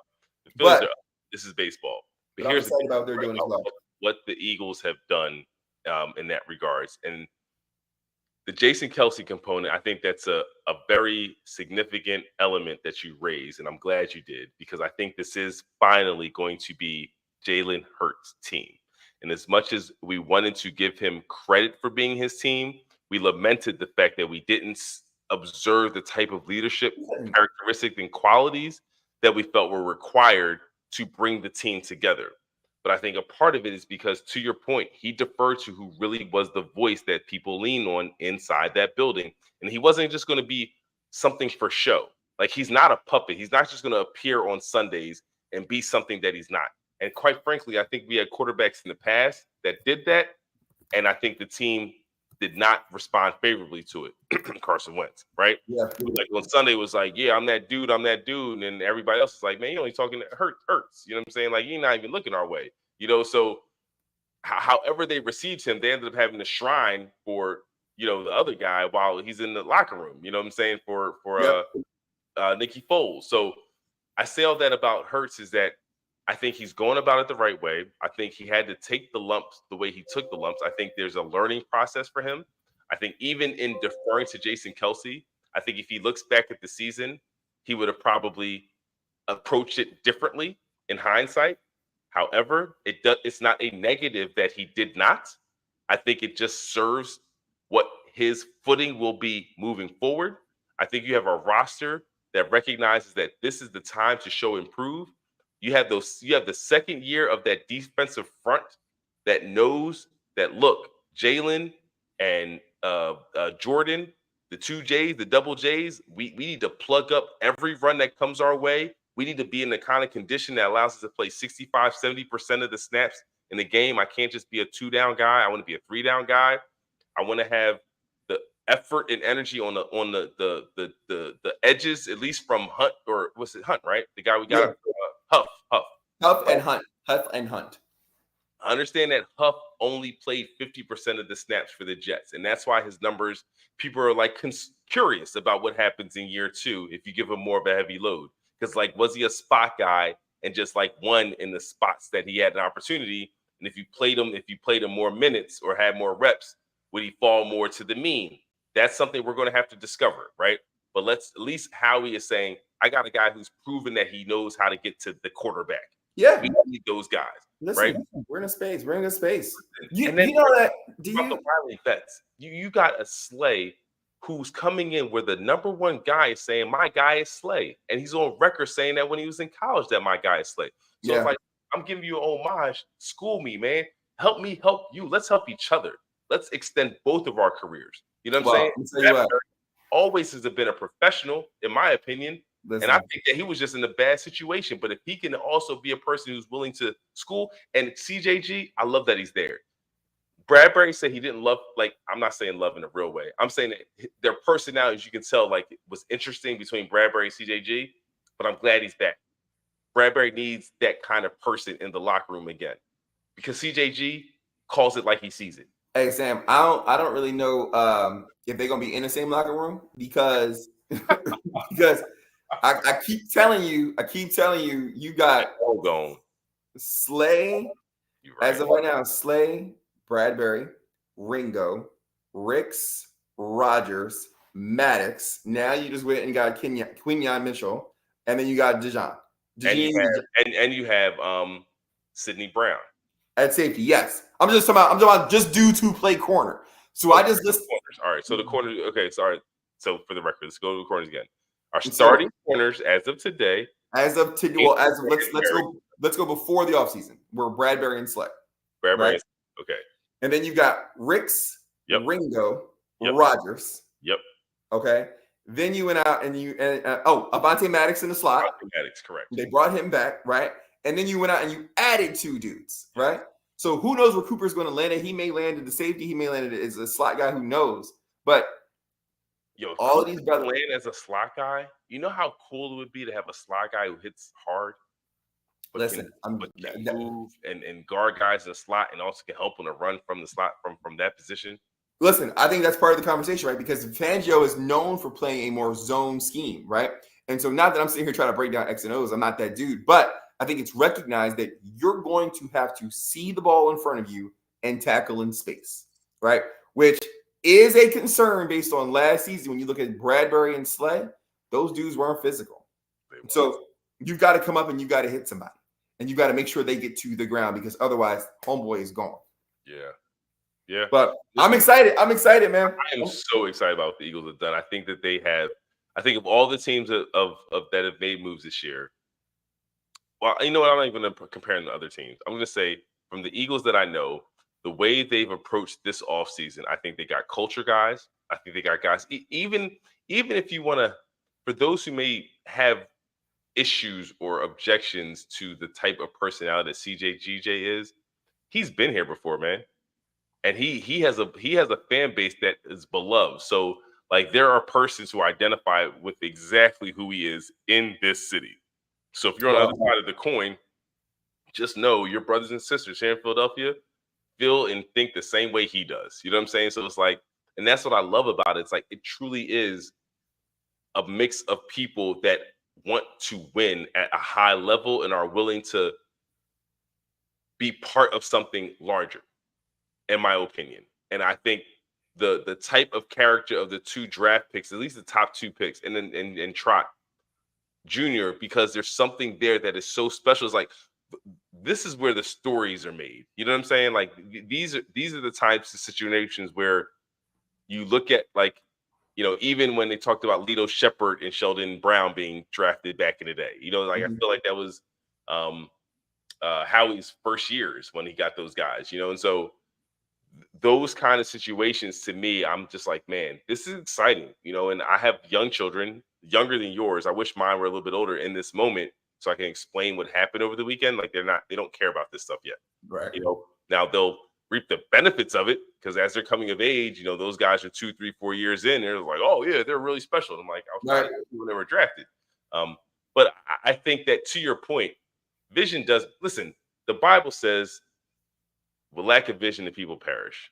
And I think the fact that you're talking about the stark and key difference between these organizations, you will it all down, you get rid of all the noise, you get rid of all the excess, you get rid of all the pomp and circumstance, you get rid of all the marketing around it, the pizzazz, movement, relocation, no relocation. Simply put, it is the vision. One team maintains an ideal that you understand, and they strive for it year after year, and you can measure them, and they seem to hit the mark. And you have another organization that, because of how they are married to a player, it requires them to have a level of flexibility in vision casting that is sometimes challenging for people to adopt, because I have to adopt the unknown. I have to adopt that year after year. This is going to potentially be very, very different, because when you have a player as talented as Joel, and hopefully a player secured, because he's not under contract yet, Maxie, even though we keep assuming right, is that you just need a few others to get right around those 2. the challenge or problem or scenario that the Sixers fans have to just accept is that because of who Joel Embiid is, it's going to require a vision that includes a flexibility element that means that like you didn't it's almost like you're forced to leave meat on the bones because you never quite know. Well, we are going to be perpetually in that stage with them because we're going to have a new team entirely next year, and there is a measure of excitement that comes with it. I would rather have what the Eagles bring, right? Where when you show up at the NovaCare, like let's just put this in context. You don't think that everybody who was on the roster who sees AJ Brown get re-signed, who sees Howie go out and get the top corners on the board, right? Who goes out there and sees CJ GJ come back, who sees Devin White come in. You don't think these dudes are like, yo, I'm about to get in the gym. We about to be up this Yo, bro, I was just about to say the same thing. As soon as you said those names, I was about to say they're going to put up an extra rep. And that's what it is. I'm going to the gym tomorrow morning. FYI, people, I swim. I'm a swimmer.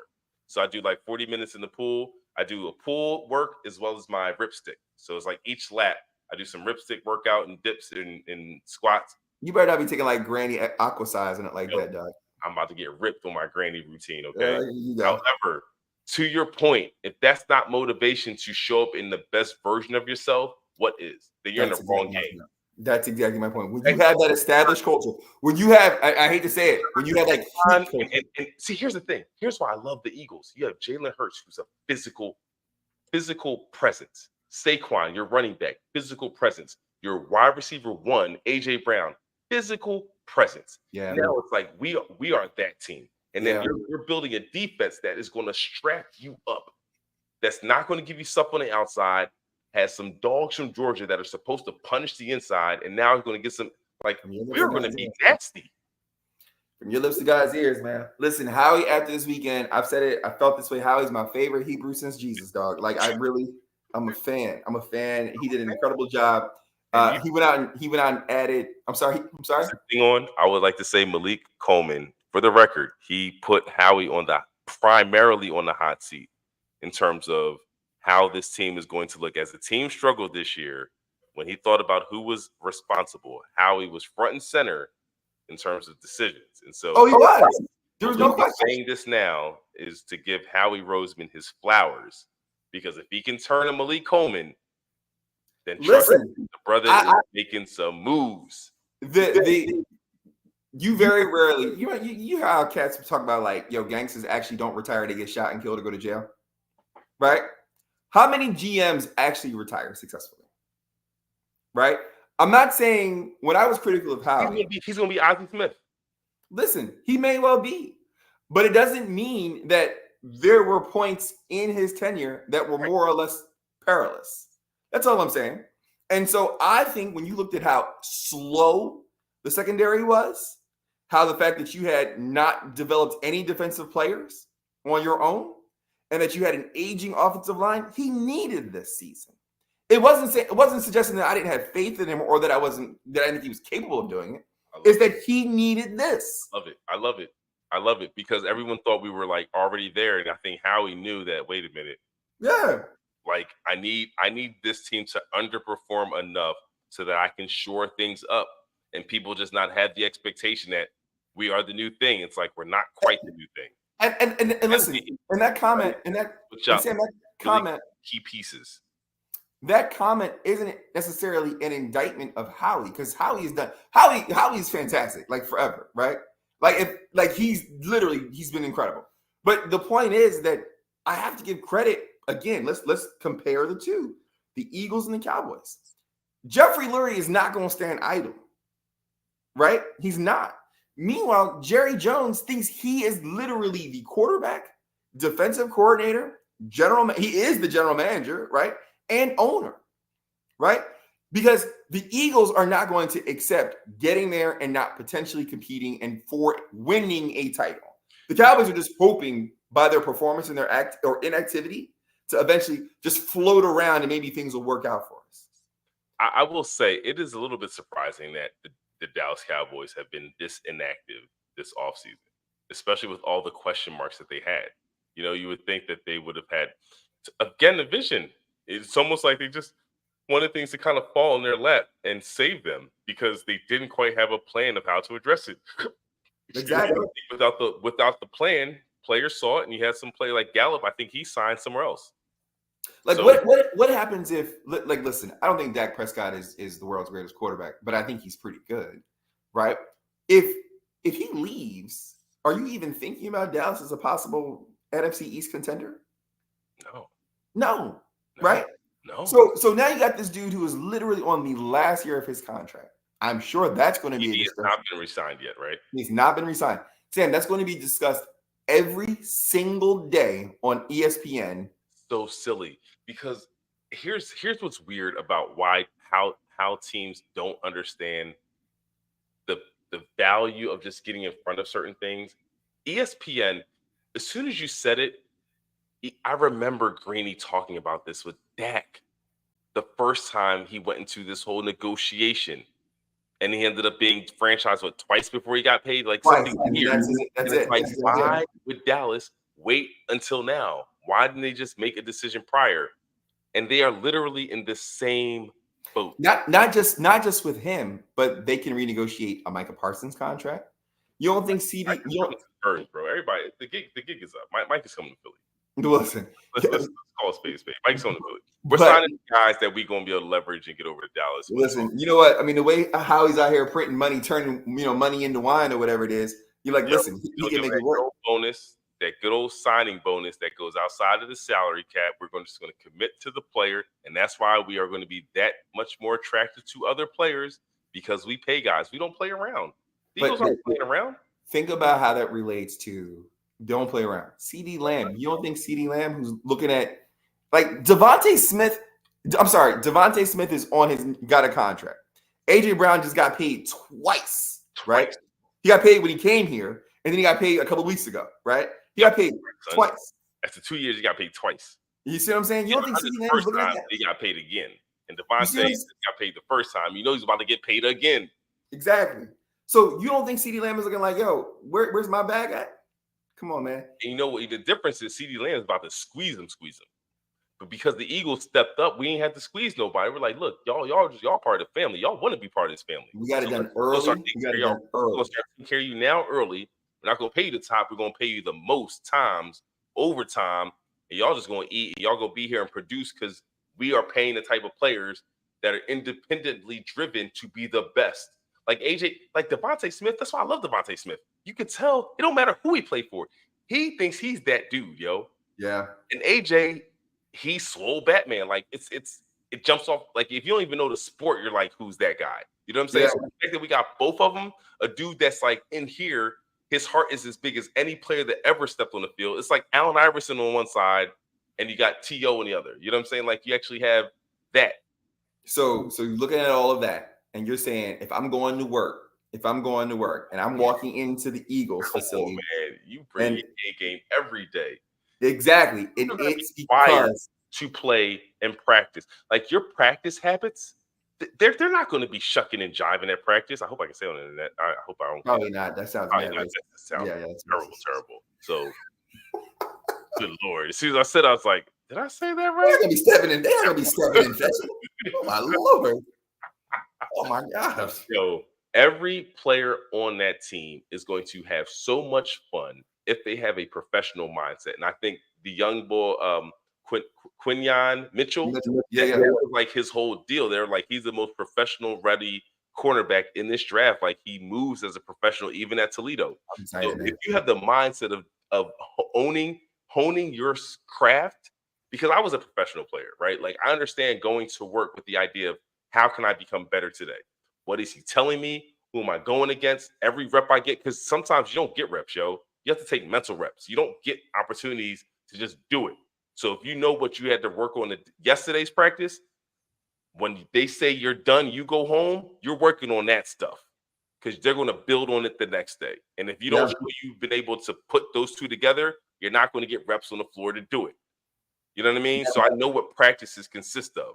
And I'm like, if I get a chance to go against an AJ Brown or Devontae Smith as these young bulls are going to get, man, listen. Well, I think it's the culture that they started within. They started all of this. I mean, Sam, the vision is so crazy. They started all of this in the offseason. They continued it in their acquisition, the free agent acquisitions, in their re-signing, and then had the wherewithal to know that 20 some odd players are going to get drafted in the first round, or a run of first round players, offensive players get drafted in the first round. So we can sit pat and just let it come to us. Man, listen, I'm excited. Howie did an incredible job. The Eagles As the run happened, they just sat back and said, "Wait a minute, they can't get here soon enough, man. we don't actually have to do nothing for this." I think that's what happened. The run happened, and they said, "You know what? We were preparing ourselves because again, if you have a vision, that means you're prepared. Yep. Preparation has to meet opportunity. So I think Yep. Howie absolutely had some packages in mind. If I have to move up, this is what I'm going to have to do because I know what the holes are, and the rest of the jig is up. Everyone knows the Eagles are looking at corners, and yet I'm still willing. You don't know how I'm going to do it, but I'm sure he had a way to do whatever he needed to do if he needed to do something. But because he was prepared, he didn't need to do anything. Message. Just be prepared, folks. Like maybe we'll just transition that into what I'm processing. Go for it. Preparation, right? Go for it. We're getting a little lengthy, so we need to process that. We'll process this right out. So what are you processing? So since you mentioned it, but like preparation making opportunity. Like I think that's one that's said often. I don't know if it gets enough credit. And I think if people really were prepared for the things that they really desired, if they had more preparation for the things they desired, they would be more conscious of the opportunities that actually presented themselves. Because you have a different kind of awareness for it. And I know for me, there are moments when I've worked on something, tabled it, and while it was tabled, something came up. It's like, oh, had you been prepared for it? Yeah. Man, why is this rusty? Because a month ago it wasn't rusty, or 2 months ago it wasn't rusty, or last year it wasn't rusty. And so it's just the idea that the things that we truly desire in our lives, if we put it down, then we put it down. The world didn't put it down. We put it down. And when the world comes at you and presents your opportunity to present the thing, and you're not holding it at that point in time, sometimes those are really the tough pills to swallow. The great American poet, Denzel Washington, he said, the graveyard is filled with great ideas. And people die and they go with them. And I know that I'm subject to the same kinds of thinking that you go and you think, man, it would be great if, or I should do this, or why didn't I finish that? Or I stopped this. And half of them I don't pick back up. But I don't want to go back and regret the fact that there was some opportunity that I missed because I wasn't prepared for it. Right. So I feel where you're coming from. Absolutely. Yeah. So keep it short and sweet tonight, just because we had to belabor the Sixers. I will too. We were talking. This whole thing has been about giving flowers. What are you processing with Howie? And we should have given the Phillies more flowers. The Sixers deserve nothing. I was subtly kind of offered their flowers. Yeah, they got a small flower. They got like one rose. I think not to make a longer conversation about this, but we all have gone through, whether it be children, work, family. If you are of a certain age, you may have lost a parent, right? Just because you're at the age right now where elderly folks are starting to get a little elderly and maybe ailing. You may have had something tragic happen to a friend, family member, loved one, whatever it is. And, we're not that far removed from COVID. So, all kinds of situations change as the world was relating to that, right? People are dealing with, and I don't want to exclude myself in that. I think people deal with all kinds of stress, headaches, struggles, and they often do it really quietly, right? And they try to maintain I'm going to keep the best face. It's basically like, hey, how are you? I'm good. That's what I'll say to you. I'm really not that good, right? And I want to encourage, and I want to say it aloud because I'm trying to do this because I sometimes need it also, right? Is that give folks their flowers now. Because for folks who are trying to get through whatever they're dealing with, when you are going to deal with somebody, they don't know that you are still, grieving over your mother, right? When you are dealing with your kids, they don't know that you had a hard day with a brother or a colleague or your wife or whatever it is, right? But every single person that we encounter, ourselves, if we are that person, are trying their best, hopefully, to get through whatever it is that they are dealing with the best and strongest face possible, right? I'm trying to receive you with much grace as possible, but sometimes it's hard. Receiving flowers, letting you know, like, Sam, I care about what you're doing, man. Hey, look, you're doing a great job in this manner. Sam, you know what? I know this is a really hard time for you. Just want to check up on you, dog. Instead of sending a text, pick up the phone and say those words, right? Because that little bit really could be the difference to help a person who is struggling with something, right, get through job loss, hard times with their wife or significant other, right, a tough day at work, or whatever it is that is burdening them in the moment. And we say give flowers because, like, oh, we think about we just need to give them their praise. And that's true. But let's actually connect it further and say what the effect of giving someone their flowers may mean. Like, what do you do for the person who actually hears another person out of no malicious or ulterior or self-seeking moment say, I'm giving you this because you just need to hear it, and I think you do a great job, and I want you to know about it. Because if no one else tells you that, dog, I'm comfortable enough in my skin to say you're doing a great job as a husband, father, son, whatever the case may be. So give somebody their flowers, man. You don't know what folks are out here dealing with. It is a hard time in these streets. And I think it really may make the difference between someone getting through or not being able to get over it at all.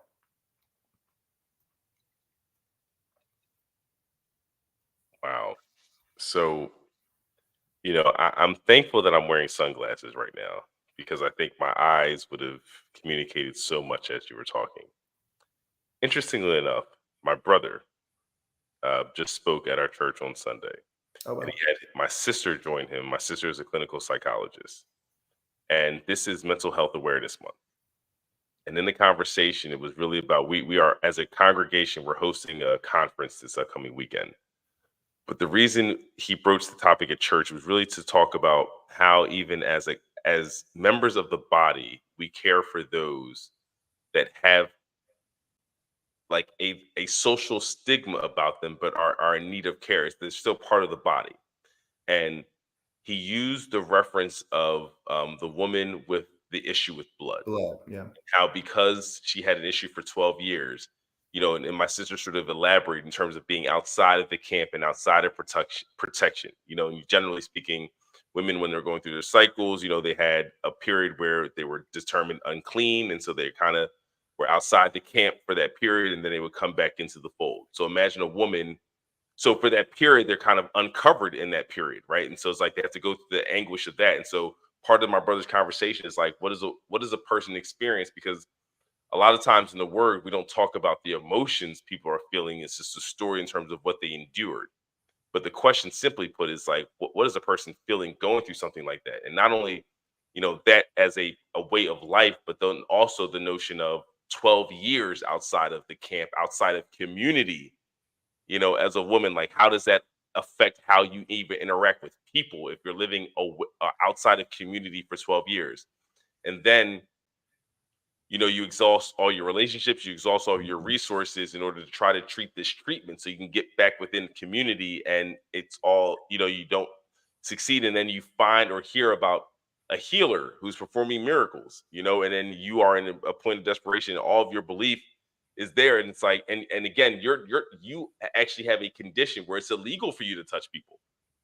It's like it's illegal. You're not supposed to be in contact.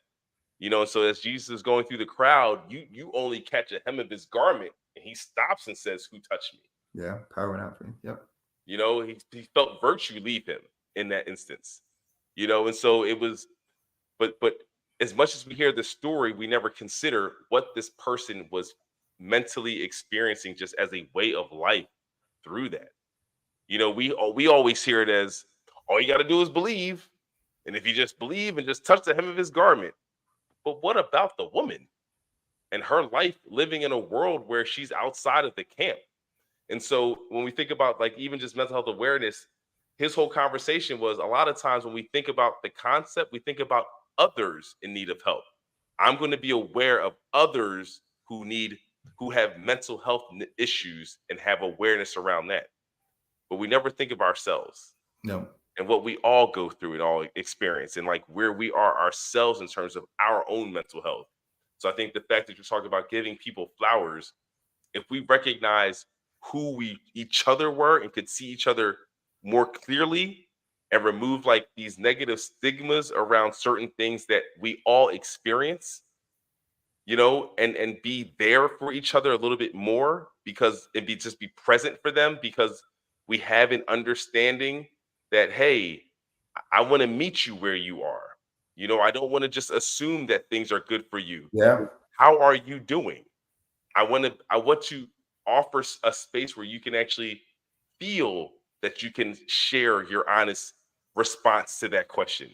Like the fact that how you doing fine is like just this thing and actually doesn't have any meaning in the real world, but it could. How are you doing should have meaning, and fine should actually mean I'm okay, and not just how you doing fine, how you doing fine. And so I think it's fascinating that you talked about giving people their flowers. And my brother and sister were talking about the fact that, when it comes to just the whole idea of how we are doing, we always look outward in terms of the idea that other people are experiencing things that they really need help for, when we might be in the same boat and our friends and our brothers and sisters might be right there. And so when we think about just awareness, let's not always think outward in terms of awareness, our own sphere in terms of awareness, Yeah. not just others outside of who you interact with. Your awareness needs to be in terms of what you have influence over. Be aware of that, Yeah. because I there's think needs to it's, be it's, made, it's, met. it's a tremendously sensitive space to find yourself, because I think I don't want to speak for everyone. I think I may be overgeneralizing, right? But if you are typically the person in your friend group, think of your friend group for a second, or your family, and then say, am I usually the individual that people come to with stuff?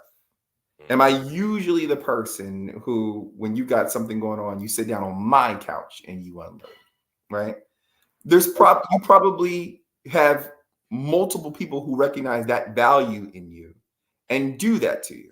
And I'm not saying do that to you as in to hurt or to injure or they're inconcerned. I'm not suggesting that. You just have a certain trait, right? But the people who are those caregivers occasionally, right? The people who are deserving of, who receive others graciously into their lives, take on their burdens, take on whatever their emotional toll might be, Pouring out all the time. who are always pouring out, occasionally be poured into. And the flowers point I'm talking about is, hey, make sure that you pour into them occasionally. That's it. Because there are small ways which we do it, and you just completely overlook and run right by the person who you probably would, but you are always seeing them in the context of provider and not that they need to be provided for. Did you hear the DC Fly and Cam Newton conversation? There's a No. clip from that conversation where DC Fly makes this analogy. Oh man, I wish I could bring it up. Quickly. I'll have to see it, but I've not seen it. But to summarize it though. So I'll summarize it. It's simply he's telling Cam Newton, you're the chef. He's like, you are the chef, and everybody's coming to you for a meal, and they're hungry, and all they have is a plate. He's like, but everything in the kitchen doesn't work. You don't have everything. He said, you don't have everything that you need, but they need to eat, and only you can feed them.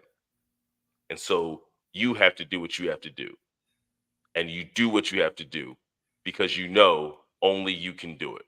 Yeah. And then you sit down to find out nobody made you a plate because you're the chef. Because you're the chef. Yeah. Yeah. And it was just like, and it was just resonated with them, like, and that's just how it be sometimes. And you're saying, listen, you gotta identify the chefs around you and acknowledge them and give them their flowers, because there are persons who are constantly doing, because they know the need, they see the need, and they know that they're capable of meeting it. Like they take on the burden and responsibility, but it's still a cost.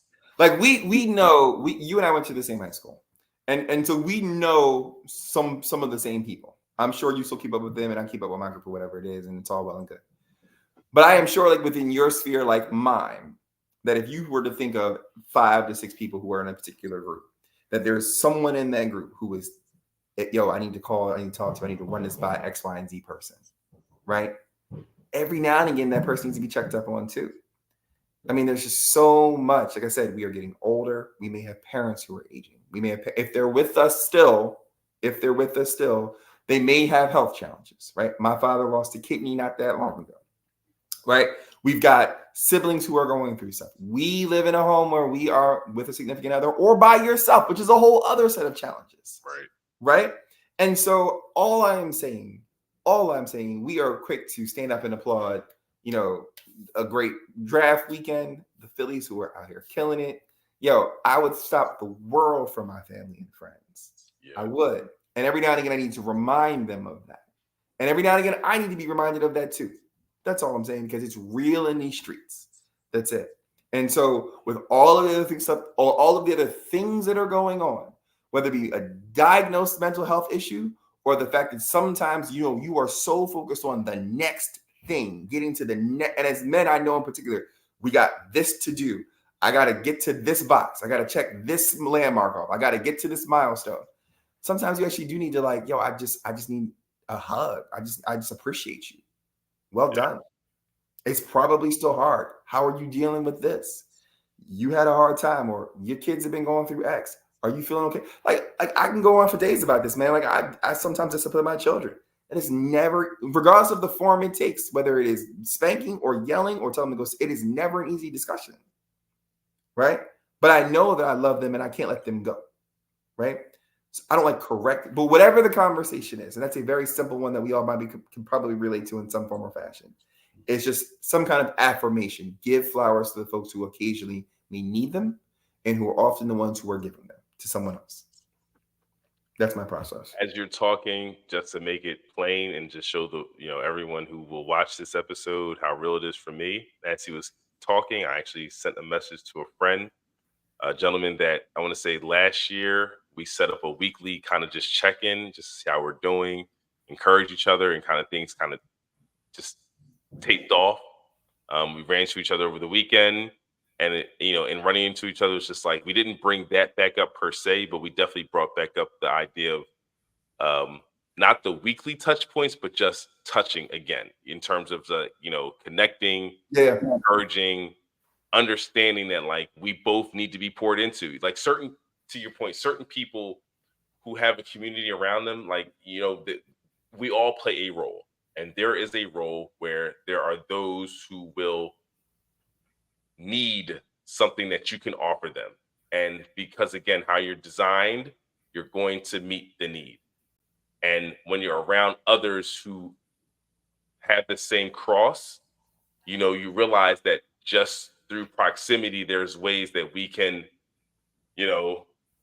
get each other what we need to ensure that we have enough to give forward. And so, just making that space available for us so that we can continue giving to who we are designed to give to. Yeah. Well, again, my brother, just another great episode. For those who are going to join us and watch this later, I hope that you comment. Let us know what your thoughts on all the takes that we made tonight. We made a few. But I think most importantly, as you can tell from what we're processing, the type of thinkers that we are, the type of men that we are in terms of the way we want to impact community. I hope you just see that there's a desire and an interest that whatever we have impact with is better because of it. And in order for that to happen, we need to show up and be the best versions of ourselves. And so we try to show that within our families, within our community, within any person, our job, etc. But the cool thing about being who we are, there's certain interests that allows us to identify and connect genuinely. Again, Sam's community is about creating genuine relationships. And so even as we create our community through processing, I hope you all realize that you can be nuanced and still be part of what we're doing. This is not something that only fits a person that has one way of thinking. This is a space where, as you can see, we have a flexibility. Here's the last piece I'll make. My sister, when she was acknowledging the conversation, said, here's what I would encourage everyone to have. Psychological flexibility. She said, if I was 80 years old, if I were an 80-year-old woman and I could do a cartwheel, if I could do a backflip, if I could do a split, the first thing you would think is that person is healthy for 80. You wouldn't simply say they're in shape. You would be commenting on their health. Further. Yeah. You would go much further than just being fit. It's like, whoa, they can do that. There's a health component. And so she's saying, even though flexibility isn't the only factor in health, it is a factor. So having flexibility, psychological flexibility, and not being as rigid in your thinking is a component of psychological health. And so it is the idea of, and she gave us a few examples in terms of the five sights, and I'll conclude here: sight, hearing, touch, taste, and smell. Your five senses. Regardless of what I'm talking to our audience, regardless of what you're going through at any point in time, because we know how our mind works, and it takes us to places that actually haven't existed yet, and it cripples us. We are crippled by these circumstances that are not real sometimes, right? We create scenarios that cause us real angst and anxiety, apprehension, fear, over things that actually aren't real. It's just real here. And her whole point was, if you focus on the five senses, it forces you to be present. And that's why it ties into even giving the flowers to people. It's like the whole idea of living a life where you're present. And she said, who in the church is wearing pink? So everyone's looking around for pink. It's like, okay, who else has on pink, right? And so then she's like, everyone who has pink stand, and everyone who did it stood, right? And she was like, for the 30 or 40 seconds that we did that exercise, everybody was right here. You weren't thinking about bills that you had to pay. You weren't thinking about your water. You weren't thinking about food. You weren't thinking about anything. You were looking around the room to see who had on pink. You were looking at yourself to see who had on pink. That's how you can fall into your senses to be present. Because in reality, that's what's really happening to you. That part is real. This is where you are in real time. And relying on your senses can help you censor yourself in the present and not fall into somehow that rabbit hole sometimes of these worry, of doubt, of exhaustion. All worrisome. There's no right answer at all. It's just like, this is just going to be the worst. So I just want to leave that with everyone to say, in those moments, give people their flowers because it forces you to be present. Fall on your five senses because it forces you to be present. This is Mental Health Awareness Month. When you think about mental health awareness, don't just think about others. Also consider your sphere and your circle. And that's how I just kind of want to end this episode, man. Yeah, I agree. I think it's fair. So please like and subscribe, folks. We'd love to have you. Love to hear your feedback. And as always, till next time, take care. See you. Peace.